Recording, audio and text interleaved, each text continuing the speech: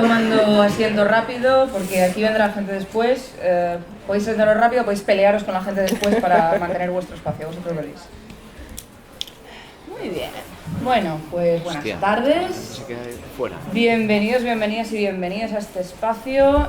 Una charla más dentro de la sección de mitología, que bueno, este año está más grande que el anterior, si esto sigue siendo progresivo. El año que viene la sección de mitología tendrá el culo gordísimo y yo lo disfrutaré un montón. Muchas gracias por venir. Vamos a hablar de escribir mitología, de no simplemente recopilarla, qué bonita es, qué guay es tener bestiarios y cositas del mundo. Tenemos una mitología, vamos a escribir ficción con ella, vamos a desarrollarla en nuevos mundos, nuevas historias y nuevos personajes. Para hablar de ello, tenemos un poco una representación territorial de cómo le importa a la gente la cornisa cantábrica, que viene a ser a Cantabria que le den. Pobrecito. Esto lo puedo decir yo con familia cántabra, ¿vale? La presa no nos escuches, te queremos mucho.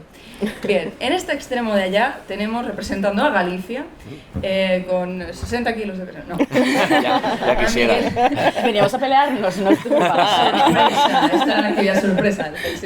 A Miguel Salas Díaz. Es doctor en Teoría de la Literatura y Literatura Comparada, es profesor, ha sido durante mucho tiempo y lleva publicando un tiempo el libro que estuvo presentando con Javier Prado y que podéis encontrar aquí, es La Madre del Frío, un libro ambientado en la mitología gallega, bueno, con presencia en mitología gallega, luego os lo contará él, que es mejor que lo cuente yo.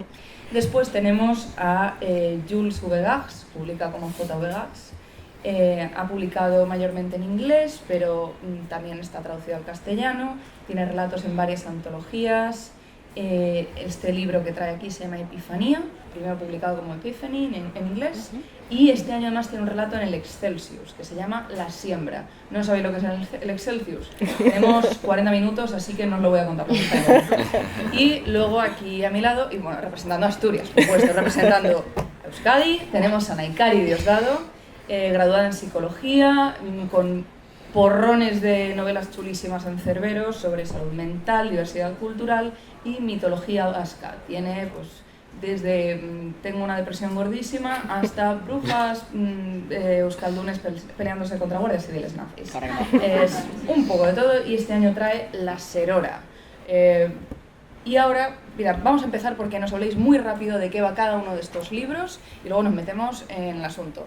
Miguel, empieza. Hola, ¿se oye? Tienes que dar al botón. Hola, ahora sí. ¿Qué tal? Buenas tardes a todos. Bueno, pues mi novela es la historia de un detective de lo paranormal, un ferrolano como yo, que no quiere tener nada que ver con el otro lado, pero le ha tocado suerte. Es un tipo que le salva la magia en un momento de su infancia y a raíz de ese accidente en el que queda hemipléjico, pues adquiere una serie de poderes y ese lado que tiene paralizado está en contacto con el más allá y esto le trae una serie de problemitas, claro, como os podéis imaginar. Y es un poco la historia de él, ¿no? Es un detective del oculto clásico en un ambiente ferrolano que da mucho juego para lo negro y para lo paranormal también, ¿no? Para todo lo folclórico. Y nada, pues ya iremos hablando del tema. Hola, buenas tardes. Epifanía es una novela que sigue a dos mujeres. Estela, que es una mujer embarazada después de la muerte de su mujer, que comienza a desandar los pasos de su mujer periodista, investigando los asesinatos cometidos por la otra protagonista, que es Coral, a la que seguimos desde que tiene 8 años hasta los 16. Y eso la va a llevar a preguntarse si cree en la magia. Y hasta ahí puedo leer de nuevo. Hasta ahí puedo leer. Vale. Pues yo os vengo hoy aquí con La Serora, que es una novela de fantasía oscura ambientada en la Euskal Herria del siglo XVI. En esta Euskal Herria, todos los seres mitológicos, todo el folclore, todo es real, y tenemos de protagonista a nuestra Serora. Las Seroras eran una figura real en Euskadi en el siglo XVI, que eran mujeres que se encargaban de todo el tema de ritos religiosos, cuidaban de las ermitas, etc. No se sabe exactamente a qué se dedicaban, pero sí sabemos que la Iglesia llegó a un punto en que dijo no nos gusta que las mujeres hagan cosas e intentaron largarlas, pero en Euskal Herria dijimos, ¿sabes qué? Nah, nos las quedamos porque nos caen bien. Y así en petit comité la llamamos la witchera, porque es como pues ser witcher, pero es una señora en Euskadi y con mitología vasca. Así que ahí tenemos. Y con hacha. A quién no le va a gustar un hacha. Señora con hacha, por el amor de Dios. Bueno, pues tenemos 3 libros muy diferentes, aparentemente, esto lo leéis uno detrás de otro, se os hace muy tarde, pero desde luego habéis leído 3 libros diferentes, pero tienen muchísimo en común, y una de las cosas que me resulta más curiosa es que tenemos en los 3 una investigación.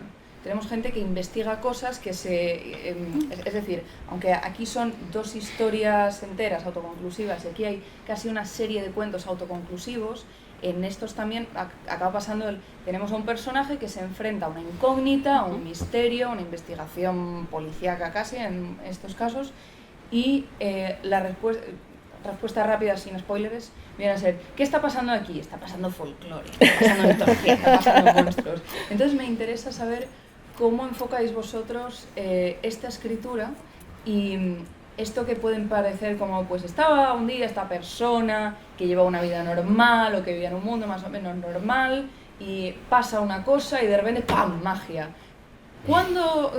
¿Cómo enfocáis esta mezcla de investigación con y ahora empieza lo mágico y ahora empieza el folclore? ¿Cómo se influye? Miguel, ¿Queréis empezar con algo? Bueno, a mí lo folclórico me interesa no como un elemento así como unos mimbres para hacer una historia, ¿no?, más o menos simpática y demás, sino como forma de ver el mundo, ¿no? O sea, desde una perspectiva menos materialista, más espiritual, en la que se engloba evidentemente una dimensión, en la que hay una serie de elementos que la mayoría de nosotros, por suerte, no percibimos, porque son complicados. Luego la gente que los percibe las va encajando y bien, pero así de primeras es tremendo, que es lo que le pasa al protagonista en mi novela, ¿no? Y entonces pues yo sí veo, sí entiendo así la realidad, sí entiendo así la vida. Entonces pues bueno, cuando me planteé hacer esta novela, yo quería hacer una novela en la que, lo decía Lotea en la presentación, ¿no?, lo folclórico, lo paranormal, no fuera una proyección psicológica, que es lo que está ahora más de moda, de no, es que nuestros traumas son los monstruos y todas estas cosas que son muy interesantes, pero yo quería hacer una novela en la que en lo que, como ha dicho ya muy bien, ¿no?, ha dicho, todo lo folclórico que hay es real, ¿no?, en la novela dice, pues sí, claro que es real. Entonces yo quería que tuviera una entidad propia, que no fuera una excusa para el psicoanálisis, ¿no?, ni para una visión así más posmoderna, sino que fuera desde la propia tradición nuestra, entender esos seres sobrenaturales o el alén, como decimos en Galicia, como un elemento más de nuestra realidad, ¿no?, quizá más real que nosotros mismos. Y entonces, claro, eso se acaba imponiendo en la novela y cobrando mucha importancia, es evidente. Pues, bueno, yo en Epifanía lo que quería era el personaje, digamos, que tiene más contacto con el folclore o con la criatura, es el personaje de Coral, que es a quien seguimos desde que tiene 8 años hasta que tiene 16. Entonces lo que me parecía interesante y por lo que lo quería incluir es porque muchas de las cosas que a ella le pasan es por falta de conocimiento y porque hay una parte de su familia que, aun siendo conocedores del folclore y de toda esta historia, no la hacen partícipe.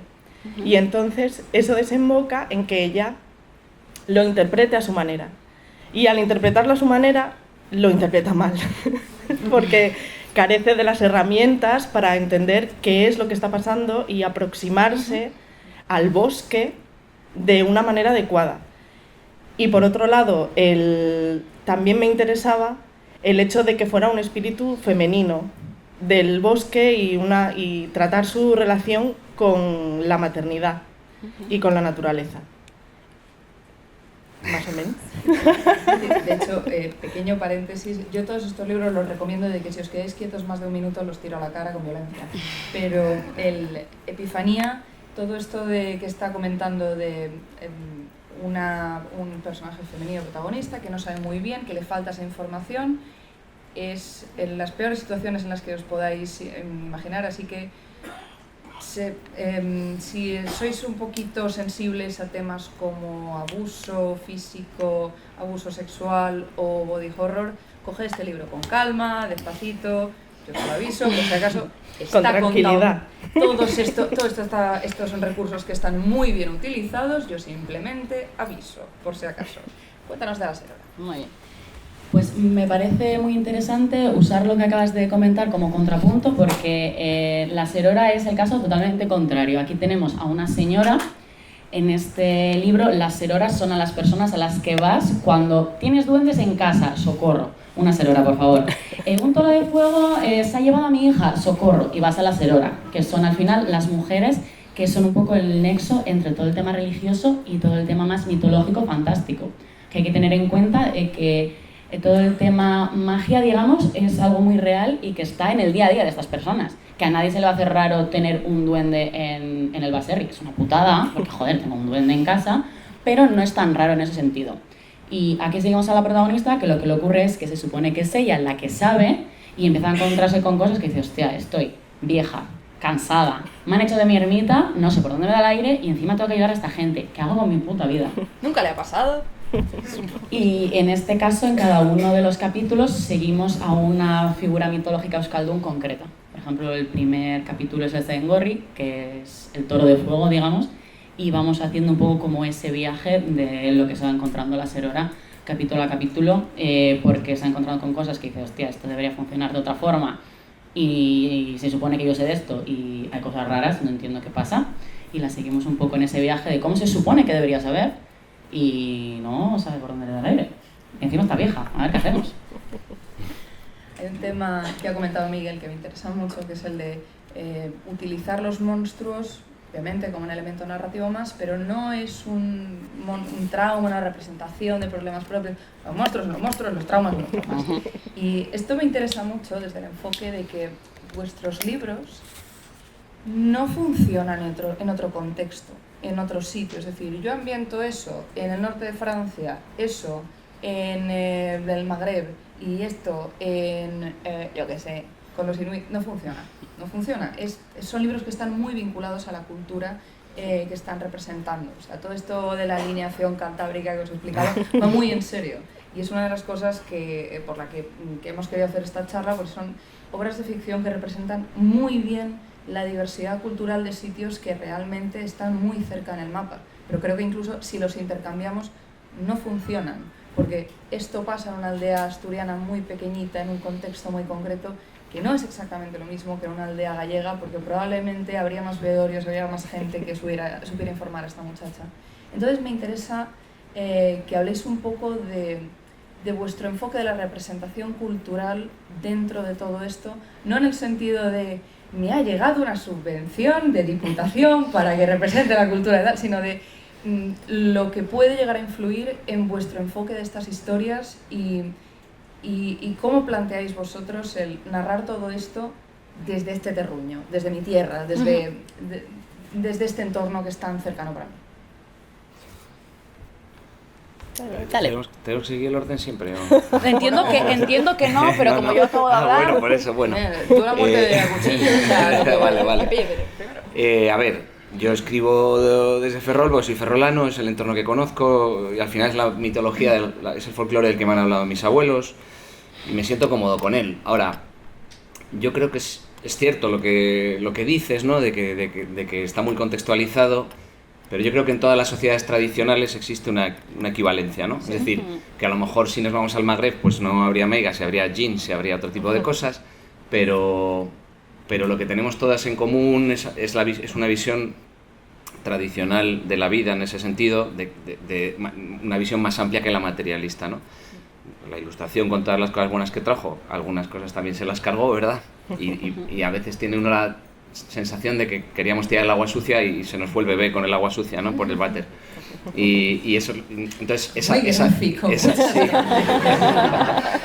visión tradicional, ¿no? en la que hay elementos de amplitud que se pierden con el materialismo estricto, yo creo que son comunes, ¿no? En toda la cornisa cantábrica, pero con el resto de la península y con cualquier otra cultura, digamos, previa a ese materialismo industrializado, ¿no? Que conocemos ya también, ¿no? Entonces, yo creo que lo que tienen en común, entre otras cosas, son elementos fundamentales como el de comunidad, la idea de comunidad pequeña. O sea, a mí me interesa, por ejemplo, no me interesa en mi novela, que últimamente lo veo mucho también en el cine y en otras manifestaciones, el mal en sí, sino lo que hace la gente buena con el mal.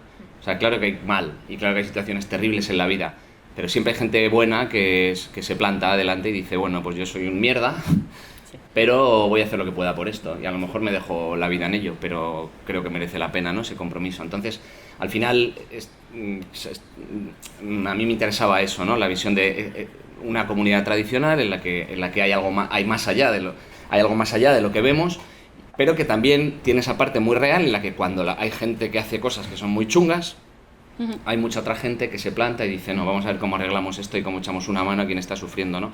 En mi novela, que te da igual, pero en cualquier otra, no, es un caso de acoso, ¿verdad? Por una tema de opción sexual y demás, pero podría ser cualquier otro asunto, ¿no? Entonces, hay una serie de valores, entre comillas, que van unidos a esa visión de lo folclórico, ¿no? Y que están muy presentes en todas esas culturas preindustriales. En el caso de Epifanía, a mí es que me pasaba un poco, me encontré a la hora de ponerme a escribir, bueno, antes de ponerme a escribir, con que yo me sentía identificada con ese personaje de Coral, porque mis abuelos emigraron, mi madre no nació aquí en Asturias, mi madre vino aquí pues ya siendo una niña, pero ella todavía se acuerda de cosas allí. Después además mi madre no es que fuera madre soltera, pero mi padre no estaba, entonces éramos como ella y yo solas. Entonces yo de pequeña nunca sentí que la tradición se me acercase de ninguna manera. Y cuando a veces íbamos al pueblo de mi abuela, yo veía que eso sí hubiera podido existir. Si mi infancia no hubiese sido en Gijón y sola con mi madre, que tampoco podía andarme paseando y bastante tenía la mujer con aguantarme como para encima andarme contando. Entonces, después cuando me he ido haciendo adulta y he ido creciendo, sí me ha parecido que me había perdido una parte muy importante de la tradición de, bueno, pues de Asturias. Yo creo justamente que, por lo menos en mi caso, yo he tenido la suerte de que me ha ocurrido todo lo contrario. En el caso de la Serora, la figura de la Serora es una figura muy concreta, pero no es una figura que yo conociera cuando yo era pequeña. Pero sí que es cierto que, por ejemplo, yo que he ido a la Icastola, que soy de un pueblo euskaldún, que bueno, con cierta fama, pero bueno, en el que todo el tema de nuestra cultura y la mitología, etcétera, está siempre muy muy presente, sobre todo en las Icastolas, que son un poco pues estos colegios en los que pues hemos dado todas las asignaturas en euskera, etcétera. Todo el tema de las figuras, yo todas las figuras mitológicas que menciono en el libro las he tenido muy presentes desde pequeña, porque a nosotros nos decían no tenéis que contaminar los ríos porque las lamias, que son estas mujeres con pies de pato que viven en esos ríos, se van a poner muy tristes.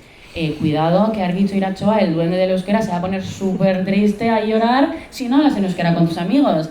Está en el bosque fulanito de tal, que también se va a poner muy triste. Eso sí, todo el mundo se ponía muy triste todo el rato si yo me portaba bien a la Icastola. Pero yo lo que... Con culpa cristiana asomando. Sí, totalmente. Habla en euskera, por favor, que va a morir tu familia si no. Teníamos ese lado, pero también teníamos todo ese lado, otro lado que para mí toda la mitología del libro ha estado súper presente desde que yo era pequeñita. Y yo he querido plasmarla en el libro, pues no porque me den una subvención, ojalá me dieran una subvención, gobierno vasco, por favor, si me escuchas, estarían guay unos euros. Pero yo he querido plasmar todo esto porque es algo que yo tenía en mi infancia y que a mí me gustaba un montón y que me parece muy disfrutable. Y en concreto, además, en Euskadi, que tenemos además prácticamente nuestro propio panteón de dioses y una mitología muy, muy especial, yo decía, es que además de para acercárselo a otra gente, pero yo lo he hecho por algo más egoísta, que es que me parece que está todo guapo. Y he querido escribir sobre ello porque yo es algo que he disfrutado mucho cuando yo era pequeña y en este caso pues es un poco lo que comentabais, que yo escribo sobre esto porque es lo que yo conozco y es lo que a mí me gusta y lo que a mí me apetece, básicamente. Al final del día es como escribo lo que me da la gana porque me mola. Claro. Escribo lo que me da la gana porque me mola, es la mejor motivación para escribir. Eso y no sé, que alguien os soborne con comida, pero de verdad, escribo esto porque me mola. El gobierno vasco se me escucha. De hecho, estoy con lo siguiente que os quería preguntar, que es respecto al folclore y a cómo funciona. Porque, a ver, yo no estoy aquí para hablar de mi libro, estoy aquí para hablar de sus libros, pero hay un enfoque del folclore que me parece muy importante, que es el no sacralizar la mitología y no sacralizar las leyendas. Es decir, un concepto que me gusta mucho, que es que la conservación cultural sin reinterpretación es taxidermia. Lo estamos metiendo en formol y estamos diciendo qué bonito al estante. Pero todas estas tradiciones, toda la tradición oral y todas estas leyendas, todos estos cuentos, se han mantenido vivos porque la gente los sigue viviendo y al vivirlos los reinterpreta y al volver a contarlos y añadirles su toque, pues los ha cambiado un poco, sí, pero es así como se mantienen vivas estas tradiciones.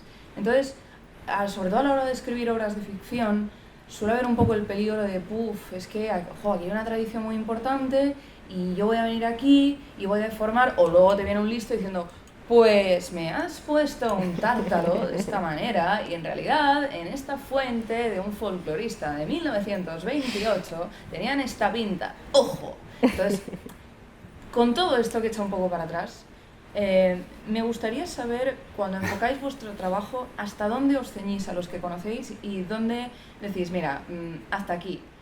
Mi personaje de tal va a tener más o menos estas referencias y a partir de aquí voy a deformar activamente, porque, no sé, en toda esta historia, por ejemplo, está en tu libro, aparece el cazamentiras, que es el casamentides, catalán. Y alguien puede decir, uy, pero esto que hace Galicia, no se puede, está prohibido, robando. De Cataluña. O la xana, la xana del roble. Las xanas son del agua, o no sé, pues eso, una serora. Pues históricamente las seroras, las seroras no mataban monstruos, gracias por esta puntualización, pero pues sí. Con este tipo de cosas que pueden ser correcciones, pero realmente son vuestras interpretaciones del folclore, pues me gustaría saber a partir de dónde decís, esto me mola y a partir de aquí empieza lo mío. Bueno, pues sí quería hacer dos puntualizaciones antes de entrar en esto, que me parece súper interesante la pregunta, y es que efectivamente hay que hacer una reivindicación, o sea, escribimos de esto porque mola, o sea, tú te coges el folclore pues de Euskadi, de Asturias, de Galicia, y mola muchísimo, hay que hacer una reivindicación ahí, ¿no? Es decir, los anglosajones esto lo hacen muy bien, ¿no? Nosotros llevamos un montón de tiempo dándole la espalda a nuestro folclore.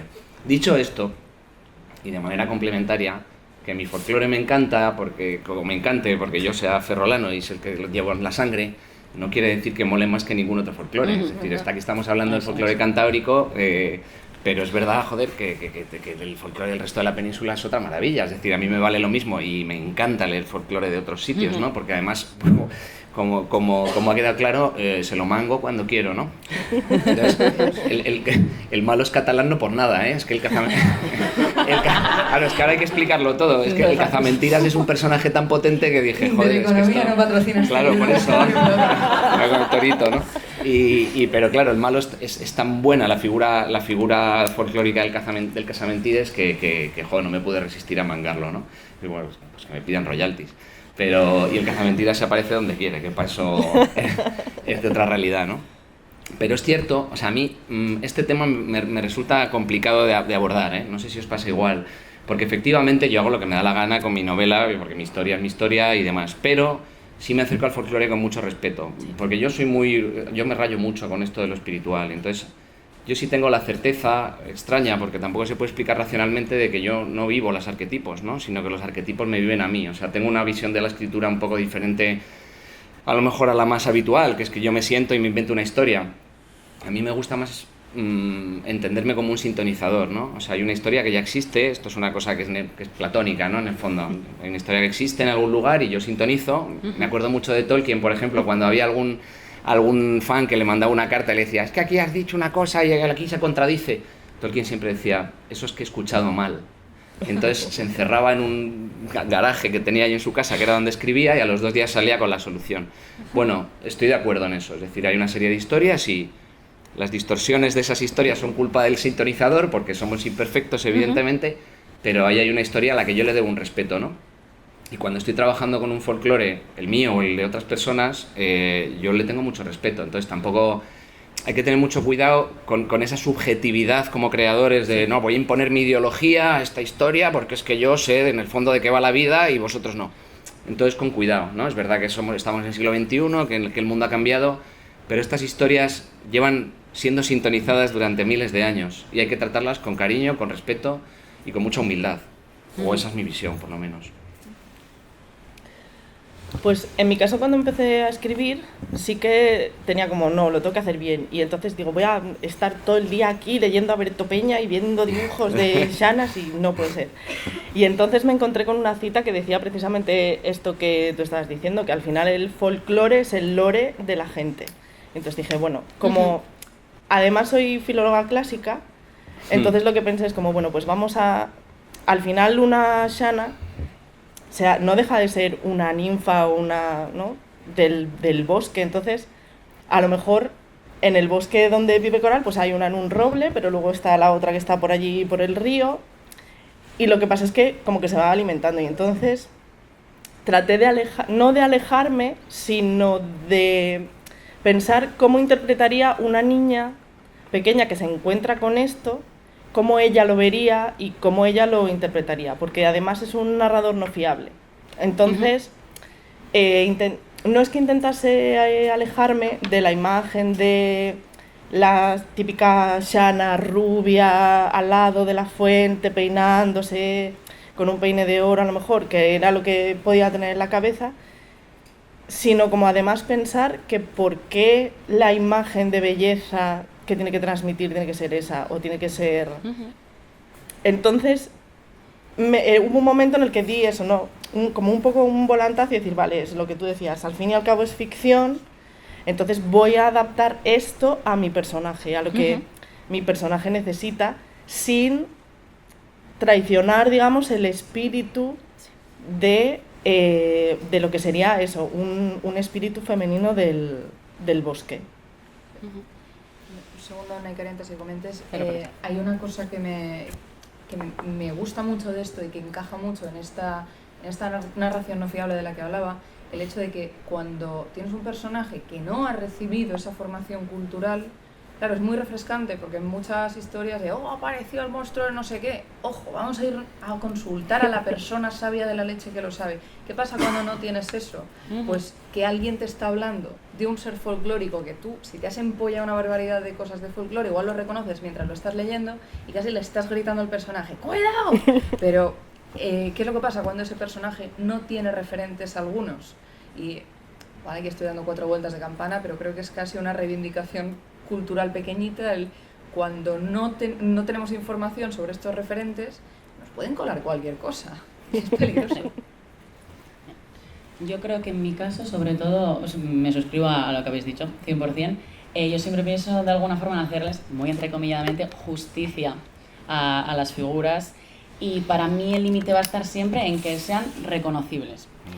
También hay que tener en cuenta que en Euskal Herria, por ejemplo, incluso hablando euskera, yo me voy 1 hora más para allá y ya no me entiendo en euskera con el que vive a 1 hora de distancia de mí. Entonces, al igual que con el idioma tenemos también diferencias muy notables en un espacio muy pequeñito, claro, también ocurre con las figuras mitológicas, que lo que en mi pueblo es una figura benigna a la que yo le dejo ofrendas y me ayuda con las cosas de casa, en un pueblo a 2 horas, que es nada, es una figura maligna con la que hay que tener cuidado. Entonces, yo en este caso hablo, a pesar de que, y es súper interesante también a la hora de escribir, he leído al final historias y folclore de todo Euskal Herria, porque siempre es súper interesante también, si yo quiero hablar de una figura que a mí me gusta, ver un poco también esa contraposición, ¿no?, de cómo se piensa o se habla sobre ella en otros sitios.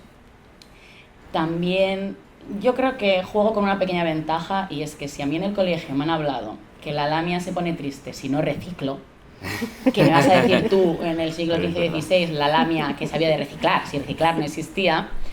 Y yo he visto ese uso, ¿no?, positivo de la mitología y de las figuras para decir, mira, y con esto podemos enseñar a la gente que hay que respetar el bosque y las aguas y tal. ¿Por qué no voy a poder hacer yo lo mismo? Coger estas figuras para algo que además a mí me parece positivo, ¿no? Como es, pues en este caso, espero entreteneros y haceros pasar un buen rato, ¿no? Entonces... Se hace corto. Y mira que es gordo, pero... Bueno, entonces en ese sentido, aunque aún así yo muchas veces me siento a decir, ¿qué estoy haciendo? Pues tiene esto sentido, voy a contrastar, pero bueno, al final del día también yo he querido acercaros mi visión de lo que yo he vivido con esta cultura desde que yo era pequeñita, y hay que darle vueltas, hay que leer, pero hay veces que hay que parar darle vueltas y decir, mira, estoy tratando esto con el máximo respeto, con todo el que puedo, adelante. Y se hace y ya está, porque es que si no, no haríamos nada. Exacto. Es un poco lo de Buscando a Nemo, de no puedes evitar que le pase nada, si no, nunca le pasaría nada. Igual al folclore y a la mitología. Ahí está. Me gustaría también, así un poco para cerrar, que me contarais qué es lo que os gustaría ver en el futuro en la ficción basada en el folclore y la mitología. No son la misma cosa, recordemos, pero sí, un poco en la ficción que va un poco en esta línea. Y así de paso me queréis contar qué es lo próximo en lo que estáis trabajando, pues lo vamos a agradecer un montón. Bueno, lo que estoy trabajando ahora es en la segunda parte de esta novela. Pero, ¿qué quisiera ver? Joder, qué pregunta más complicada. Pues quisiera ver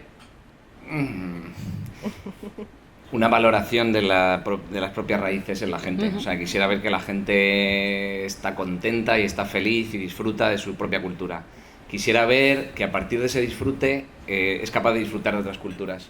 ¿No? Y con el máximo respeto también, pero sin miedo, ¿no? De meter los pies en el charco y decir, joder, es que me flipa la cultura iroquesa, joder, y leer y disfrutarla, y yo qué sé, cartearse con iroqueses, y, o sea, que busquemos en esas raíces tradicionales nuestra identidad y que la compartamos con gente que tiene otras raíces, porque creo que lo fundamental aquí es, a través de esas diferencias y esos matices, a los que obligan el espacio y el tiempo, porque estamos aquí y espacio y tiempo hay y no podemos evitarlo, pues encontrar lo común, ¿no? Que es siempre mucho más interesante.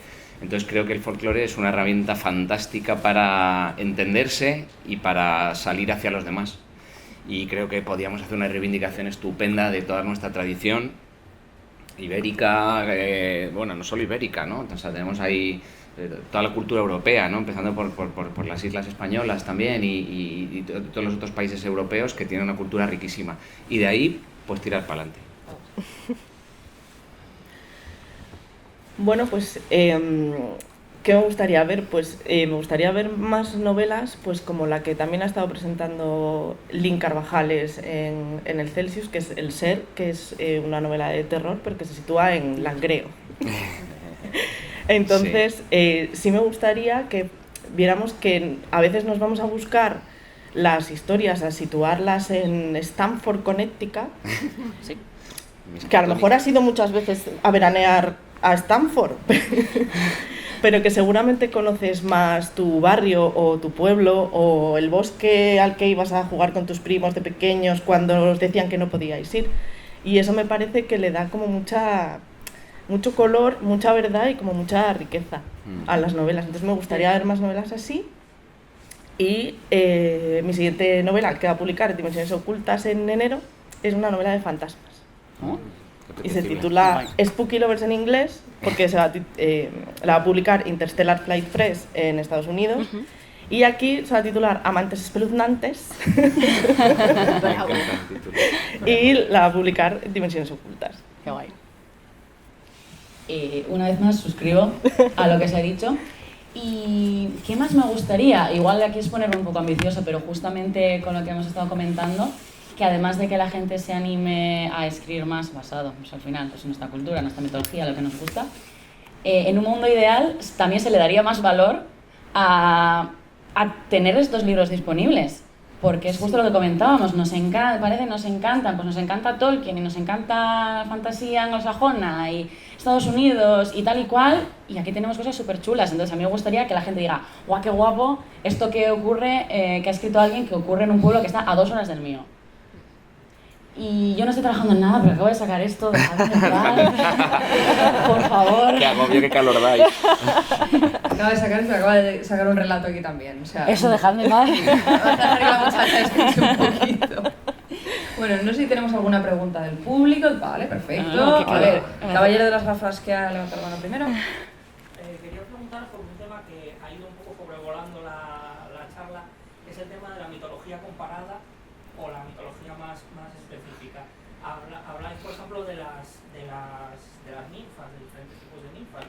No ya solo un paralelismo evidente como la Sana en Asturias y la Anjana en Cantabria, sino plantearse que, por ejemplo, puede ser lo mismo una una Shana que una Dríada o que una Mapra ucraniana, simplemente son el mismo ser, pero dependiendo de cómo son los espíritus de diferentes lugares, tienen diferentes comportamientos y tal, o si por el contrario sois más de mitología específica, es decir, no, son seres diferentes y hay que tratarlos de manera completamente distinta. ¿Qué momentos? Por alusiones. Yo en Epifanía lo que quería era plantear que eran el mismo tipo de criatura y que sencillamente los diferentes grupos humanos en diferentes sitios les dan un nombre y lo asocian a sus propios miedos o las propias necesidades de la comunidad. Sí, yo me acuerdo que cuando viví en China descubrí un libro que se llama el Sanxi Jin, que es el clásico de los 3 caracteres, que es con el que educaban a todos los niñitos chinos durante siglos, y hay un poema precioso que acaba diciendo: bajo las diferencias está el ser humano, ¿no? Entonces yo, sinceramente, a eso me refería antes. O sea, yo llevo aquí 2 telediarios y me quedan otros 2. Estoy dándole la vuelta al jamón ahora mismo. Entonces, La vuelta al café. el cassette, estoy empezando a la cara B, que es la de las canciones malas. Y bueno, y mi manera de ver el mundo, nuestra manera de ver el mundo tiene, yo qué sé, pues un siglo y le queda otro. Va a desaparecer igual que nosotros. Y sin embargo, cuando yo me muera, cuando mi manera de ver el mundo se muera, ahí van a seguir Dido y Eneas, ¿no? Que llevan ya miles de años encima de la Tierra. Y evidentemente hay una equivalencia clara, o sea, son arquetipos que se manifiestan, son seres que son más reales que nosotros. O sea, si hablamos de longevidad y hablamos de presencia, pues es que perdemos. Quiero decir que lo que nos vamos antes somos nosotros. Entonces hay que entender eso, que claro que hay que una vez que entiendes las culturas, esto es como una rueda, me gusta verlo como una rueda, ¿no? Nosotros, cada cultura, estamos todos en la circunferencia, pero cada cultura es un radio que se acerca al centro, ¿verdad? Y desde el centro puede uno mirar todos los radios y ver las similitudes. Y me gusta ver las culturas humanas de esa manera. Por eso digo que no tengamos complejo de nuestra cultura y que salgamos ahí al diálogo intercultural contentos de lo que somos, pero que tampoco tengamos ese orgullo que a veces se vuelve malsano, ¿no? De creer que lo nuestro es mejor que lo de los demás, ¿no? Entonces, claro que sí, las dríadas y todo eso pues son las primas hermanas de las shanas, ¿no? Claro. No, yo por aquí igual, a pesar de que yo me centro en mi trozo tierra, porque es sobre el que sé, creo que una de las cosas más interesantes que hay es también, pues yo, por ejemplo, leer los libros de mis compañeros y decir, ostras, pues sí, pues mira, pues esta figura es súper parecida a estas otras sobre la que yo he escrito y a esta tercera sobre la que he leído y en este otro país que hay una muy similar, porque al final es eso, el ser humano, al final tú te pones a mirar en estas culturas y tenemos muchísimas figuras muy similares y creo que lo interesante precisamente es también poder ver esos puentes, porque yo hablo de lo que yo conozco y después disfruto muchísimo de conocer sobre lo que otros saben más que yo y poder ver esa conexión porque existe y están en todos lados. ¿Lo veis como un diálogo entre culturas? Claro. Sí. Si me permitís añadir, precisamente aquí es donde yo veo que es muy importante para mí, es decir, creo que es muy importante que todo el mundo enfoque el folclore como no es A o B, es A y B. Es lo mismo y a la vez es diferente, porque así funcionan los arquetipos mitológicos. Sí es lo mismo una Rusalki que una Shana, no, una Rusalki no tiene nada que ver con una Shana. Estas cosas no son mutuamente excluyentes, comparten un arquetipo, pero cada una está representando las particularidades culturales de esos sitios. Y en el momento en que entendemos esto, podemos entender cómo el folclore trasciende fronteras, la gente trasciende fronteras y nuestra cultura bebe mucho más del intercambio que le diferencia. Quiero decir con esto que la Unión Europea debería abolir las fronteras. ¿Quién sabe? Siguiente pregunta. El caballero del... Unión Europea. Oso.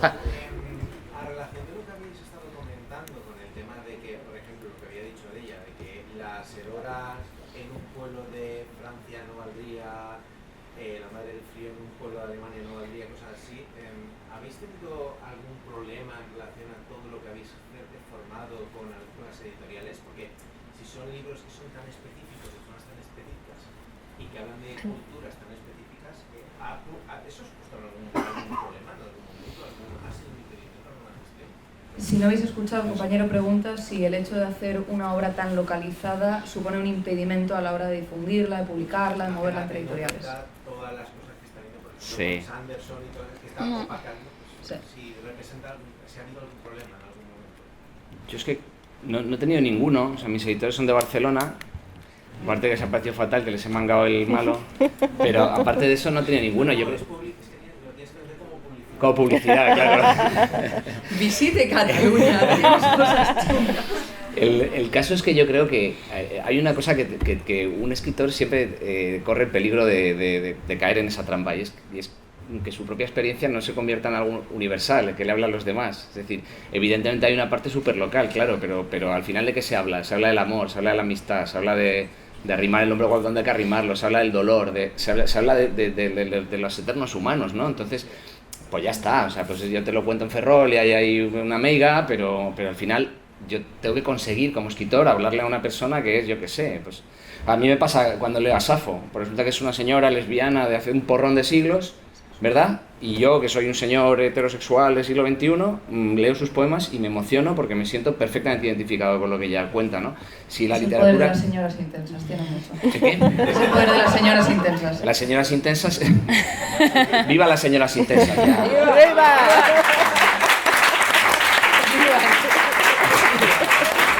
Y, señora, no me suelte el brazo. Cuénteme más. Pero claro, si la literatura no tiene ese poder de comunicación emocional a través del tiempo y del espacio, no vale para nada, jolín. Sí, o sea, si me dice mi madre, ay, pues te quedó muy bien el libro, mira, cuentas lo que te dije yo de pequeño. Sí, mamá, claro, pero...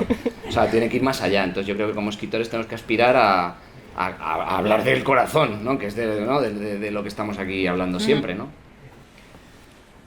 Pues yo en mi caso, Epifanía se publicó primero en Estados Unidos, que es decir, el editor original de este libro es un señor de Texas.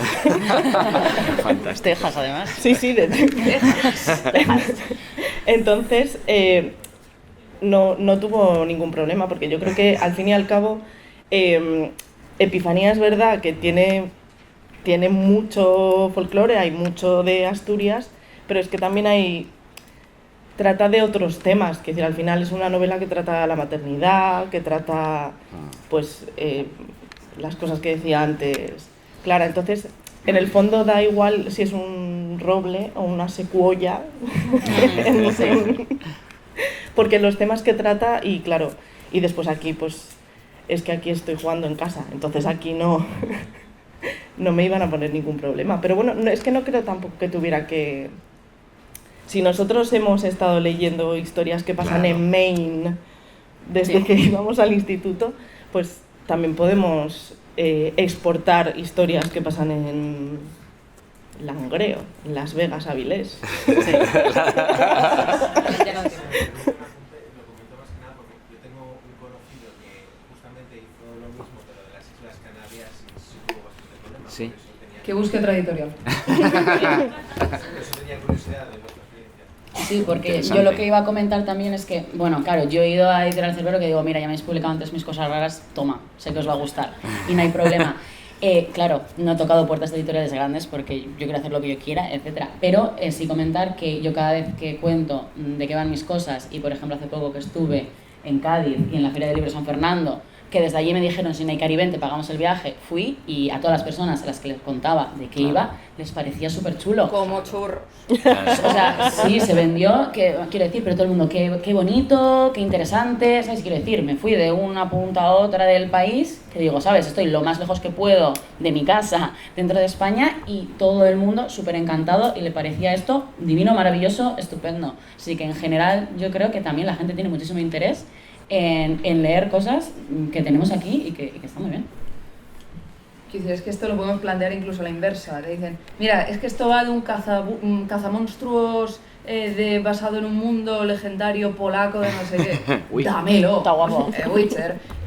Yo qué sé, cualquier cosa por el estilo. Es que decidme que nos mola, que si ahora os vendo una historia sobre, yo qué sé, Baba Yaga se abre Tinder, pues sí, pues me lo voy a leer, ¿vale? Os lo vais a leer, o sea, es que nos molan estas historias porque sí, pues nos siguen gustando los cuentos, nos sigue gustando la mitología y nos van a gustar estas cosas. Cuando encima no hemos oído hablar de ellas con frecuencia, pues muchísimo más. Sí, pero pero bueno. una cosita. Sí, dale. La pregunta es muy interesante porque es verdad, haciendo una reflexión un poco más a lo que pasa hoy en día, a lo mejor tenemos el peligro del exceso de, voy a inventar una palabra, de nichificación, ¿no? De que solamente te puede llegar el mensaje de una persona que vive una vida exactamente igual a la tuya, con las mismas preferencias, con las mismas pulsiones.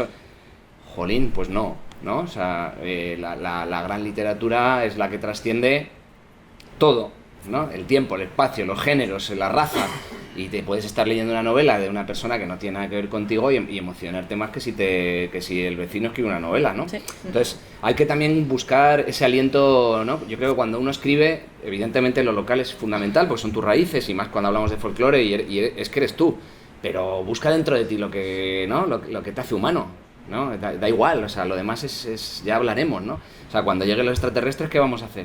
¿No? Pues tendremos que buscar lo que nos une a ellos.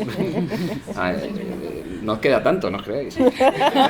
Bueno, me parece que podemos ir dejándolo porque aquí empieza una charla dentro de 3 minutos. Entonces, esos 2 libros y estos de aquí están disponibles en Noveno Arte. Os vais a hacer ver y decir, dame todo lo de Naikari. Y si queréis este de aquí, que son cuentos de hadas queer, lo tienen en Crononauta. Vamos a estar firmando. Muchísimas gracias por haber venido. Un aplauso a todos.